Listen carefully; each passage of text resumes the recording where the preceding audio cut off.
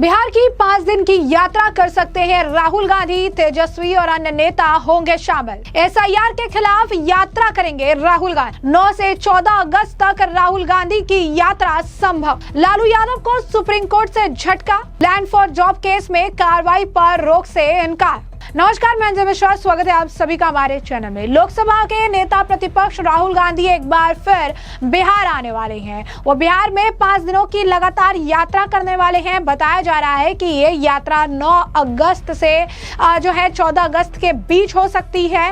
राहुल गांधी की यात्रा कैमूर या सासाराम से शुरू करने की प्लानिंग है।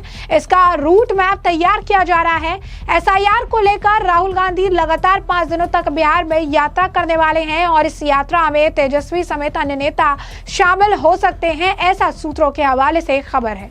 यात्रा के जरिए एसआईआर के नाम पर चुनाव आयोग द्वारा किए जा रहे, आप कह सकते हैं कि इस काम को लेकर लोगों को जागरूक करने की ये प्लानिंग कर रही है। एक बार फिर से चुनाव आयोग के खिलाफ मोर्चा खोलने की राहुल गांधी की प्लानिंग है। बिहार कांग्रेस प्रदेश अध्यक्ष राजेश राम ने कहा है कि अगस्त का महीना हमारे जनता के अधिकारों की लड़ाई का महीना होगा। इंडी गठबंधन के तमाम नेता जनता के अधिकारों की लड़ाई के लिए इस यात्रा को करेंगे। इसमें हमारे जननायक राहुल गांधी भी शिरकत करेंगे। इस बार हम लोग डबल इंजन की सरकार को जवाब देंगे। आपको बता दें कि इंडी गठबंधन की 3 घंटे बैठक चली, जिसमें रिजल्ट निकलने की हम लोग अगस्त से जनता के अधिकारों के लिए लड़ेंगे। सभी 9 प्रमंडल में हमारे बड़े कार्यक्रम होंगे। कई जगह हम लोग सामूहिक तौर पर लोगों से संवाद करेंगे। इस बार हम लोग डबल इंजन की सरकार को जवाब देने के लिए बाध्य हैं। आपको बता दें कि इस साल राहुल गांधी का ये 7वां बिहार दौरा होगा। इससे पहले वो 18 जनवरी को पटना के बापू सभागार में संविधान सुरक्षा सम्मेलन में शामिल हुए थे। 5 फरवरी को पटना के श्री कृष्ण मेमोरियल हॉल में स्वर्गीय जगनलाल चौधरी जयंती समारोह में पहुंचे थे। 7 अप्रैल को पटना के श्री कृष्ण मेमोरियल हॉल में संविधान सुरक्षा सम्मेलन में आए थे। 15 मई को दरभंगा में पिछड़ा और अति पिछड़ा वर्ग के छात्रों के संवाद में शामिल हुए थे। 6 जून को राजगीर में संविधान सुरक्षा सम्मेलन में शामिल हुए थे और गाजी में दशरथ मांझी के घर जाकर उन्होंने परिवार से मुलाकात की थी। और 9 जुलाई को एसआईआर के खिलाफ बिहार में बंद में शामिल होकर राहुल गांधी जो है पटना आए थे। और अब फिर से कहा जा रहा है कि 9 से 14 अगस्त के बीच राहुल गांधी का जो ये बिहार का दौरा है ये हो सकता है। जो है इस पूरे मामले को लेकर बयानबाजी कर रही है, लगातार इस मामले को लेकर चुनाव आयोग को घेर रही है। एसआईआर का मुद्दा लेकर ये प्रदर्शन भी कर रही है। और सबसे बड़ी बात है कि एसआईआर को लेकर ये बीजेपी पर भी निशाना साध रहे हैं। कह रहे हैं चुनाव आयोग बीजेपी को जितवाने के लिए ये सारा काम जो है कर रही है। वहीं आपको बता दें कि इस मामले पर लगातार बयानबाजियां भी देखने के लिए मिल रही है। इस बीच इस मामले को लेकर तृणमूल कांग्रेस के नेता अभिषेक बैनर्जी का बयान सामने आया। क्या कुछ कह रहे हैं वो सुनिए। প্রকৃত যারা দেশের নাগরিক তাদের লিস্ট থেকে নাম বার করে দেওয়া হচ্ছে এবং কুকুরের নামে, ট্রাক্টরের নামে রেসিডেন্সিয়াল সার্টিফিকেট ইস্যু করা হচ্ছে এবং এই রেসিডেন্সিয়াল সার্টিফিকেট কিন্তু ইলেকশন কমিশন অ্যাকসেপ্টও করছে। যে সমস্ত ডকুমেন্ট ওরা অ্যাকসেপ্ট করছে তার মধ্যে রেসিডেন্সিয়াল সার্টিফিকেট অন্যতম। তো কুকুরের নামে রেসিডেন্সিয়াল সার্টিফিকেট মানুষ ভোট দিতে পারবে না। এই যে এসআইআর ওরা বলছে স্পেশাল ইন্টেন্সিভ রিভিশন, এটা অ্যাকচুয়ালি এসআইআর মানে হচ্ছে সাইলেন্ট ইনভিজিবল রিগিং, যেটা ইলেকশন কমিশন শুরু করেছে বিজেপির পক্ষে। যারা নিজেদের ভোটাধিকার প্রয়োগ করে প্রকৃতভাবে সরকারকে প্রশ্নের মুখে ফেলে, সেই সমস্ত দেশের নাগরিকের ভোটাধিকার কেড়ে নিতে চাইছে ইলেকশন কমিশন। এবং যেভাবে পক্ষপাতদুষ্ট আচরণ করছেন, আমি মনে করি এটা বিগত দিনেও দেখেছে, বাংলায় করে কোনো লাভ হয়নি, বিহারে করেছে। আমার বিশ্বাস বিহারের মানুষ জবাব দেবে। এবং ইতিমধ্যে সুপ্রিম কোর্টেও মামলা চলছে। আমি শুনেছি গতকাল হিয়ারিং ছিল, পরবর্তীকালে সেটা পিছিয়ে আবার সেপ্টেম্বর মাসে ডেট পড়েছে, আগস্টে ডেট পড়েছে। বিচার ব্যবস্থার উপর আমাদের পূর্ণ আস্থা রয়েছে।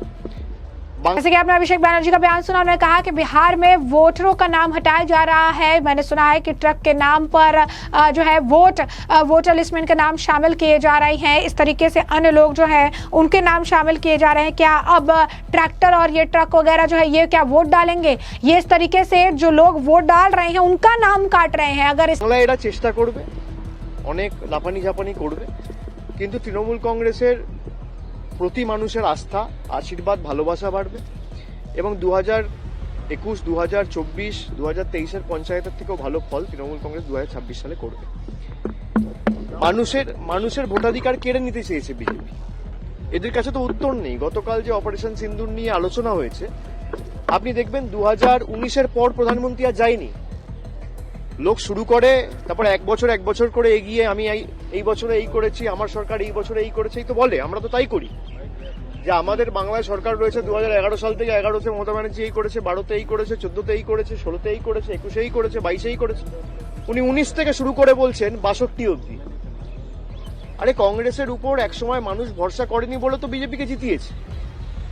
আপনি 90 মিনিটের ভাষণে 200 বার নেহরুর নাম নিয়েছে। ডিমনিটাইজেশন করে এনআরসি করতে চেয়েছিল যারা দেশটাকে রসাতলে পাঠিয়েছে, তার জন্য এখন আপনি ইন্দিরা গান্ধী, নেহরুকে দায়ী করছেন। পেহেলগাম হয়েছে কার জন্য? পেহেলগামের জন্য দায়ী কে? আপনারা বাংলাকে কলুষিত করেন, বাংলাকে কালিমা লিপ্ত করেন, যে বর্ডার থেকে মমতা ব্যানার্জির সরকার বাংলাদেশি ঢোকায়। এখানে জম্মু কাশ্মীরের বর্ডারের দায়িত্বে কে রয়েছে? এখানে জম্মু অ্যান্ড কাশ্মীর রাজ্যের পুলিশ কার দায়িত্বে, কার অধীনে? 4 জন জঙ্গি কি করে ঢুকলো? तरीके से करेंगे तो हम उनके खिलाफ आंदोलन करेंगे, हम इन्हें जनता की ताकत जो है दिखाएंगे। वहीं विपक्ष के जो अन्य नेता हैं वो भी एसआईआर के मुद्दे को लगातार जोर शोर से उठा रहे हैं। इस बीच आपको बता दें कि सुप्रीम कोर्ट से आज बिहार के पूर्व मुख्यमंत्री लालू प्रसाद यादव के खिलाफ भी जो है नौकरी के बदले जमीन मामले में बड़ा झटका लगा है और निचली अदालत द्वारा आरोप तय करने पर सुनवाई को स्थगित करने से इनकार कर दिया गया है। न्यायालय ने एडवोकेट ऑन रिकॉर्ड मुदित गुप्ता के माध्यम से जो है दायर यादव के आवेदन का निपटारा कर दिया, जिसमें उन्होंने निचली अदालत की कार्रवाई को 12 अगस्त तक स्थगित करने की मांग की थी, जब उनकी याचिका को खारिज करने के लिए दिल्ली उच्च न्यायालय में सुनवाई के लिए सूचीबद्ध किया गया है। आपको बता दें कि न्यायमूर्ति MM सुदर्शन और न्यायमूर्ति N कोटेश्वर सिंह की पीठ ने टिप्पणी की कि निचली अदालत द्वारा आरोप तय करना उच्च न्यायालय में लंबित याचिका के फैसले पर निर्भर करेगा। पीठ ने कहा कि आरोप तय होने से उच्च न्यायालय में लंबित याचिका निष्फल नहीं हो जाएगी। सुनवाई के दौरान अतिरिक्त सॉलिसिटर जनरल SV राजू ने याचिका का विरोध करते हुए तर्क दिया कि यादव ये आधार जो है उठा रहे हैं कि CBI ने आरोप मुक्त करने की कार्रवाई में निचली अदालत के समक्ष भ्रष्टाचार निवारण अधिनियम की धारा 17A के तहत पूर्व मंजूरी नहीं ली। राजू के आवेदन दायर करने के लिए यादव पर जुर्माना लगाने की मांग की थी, लेकिन अदालत ने कोई जुर्माना तो नहीं लगाया। इससे पहले 18 जुलाई को सुप्रीम कोर्ट ने इस मामले की सुनवाई पर रोक लगाने से इनकार कर दिया था। अदालत लालू प्रसाद यादव की उस याचिका पर सुनवाई कर रही थी जिसमें दिल्ली उच्च न्यायालय द्वारा मुकदमे पर रोक लगाने से इनकार करने की को चुनौती दी गई थी। ये बताए जाने पर कि याचिका केवल एक अंतरिम आदेश के खिलाफ है और मुख्य मामला यानी रद्द करने वाली याचिका उच्च न्यायालय में लंबित है। पीठ ने हस्तक्षेप करने से इनकार कर दिया। हालांकि पीठ ने टिप्पणी की थी कि लालू प्रसाद यादव को मुकदमे के दौरान व्यक्तिगत रूप से उपस्थित होने की आवश्यकता नहीं है और दिल्ली उच्च न्यायालय के अनुरोध किया था कि निचली अदालत द्वारा लिए गए संज्ञान को चुनौती देने वाली उनकी याचिका पर सुनवाई शीघ्र की जाए। इसके बाद न्यायालय ने उनकी याचिका का निपटारा कर दिया था। लालू प्रसाद यादव की ओर से वरिष्ठ अधिवक्ता कपिल सिब्बल पेश हुए थे। CBI की ओर से अतिरिक्त सॉलिसिटर जनरल SV राजू पेश हुए थे और यादव ने इस आधार पर स्थगन की मांग की थी कि CBI ने जांच शुरू करने से पहले भ्रष्टाचार निवारण अधिनियम की धारा 17A के तहत पूर्व अनुमति नहीं ली थी। दिल्ली उच्च न्यायालय ने अंतरिम स्थगन याचिका को खारिज करते हुए कहा था कि ये मुद्दा आरोप तय करने के चरण में उठाया जा सकता है। तो ऐसे में आपने देखा किस तरीके से लालू प्रसाद यादव को बड़ा झटका लगा। दूसरी तरफ हमने आपको ये भी बताया कि राहुल गांधी एक बार फिर SIR के मुद्दे को उठाते हुए बिहार का दौरा कर सकते हैं। 5 दिवसीय ये दौरा होने वाला है और ऐसे में अब इस पूरे मामले पर आपकी भी जो राय हो हमें कमेंट सेक्शन में कमेंट करके जरूर से जरूर साझा करिएगा। धन्यवाद।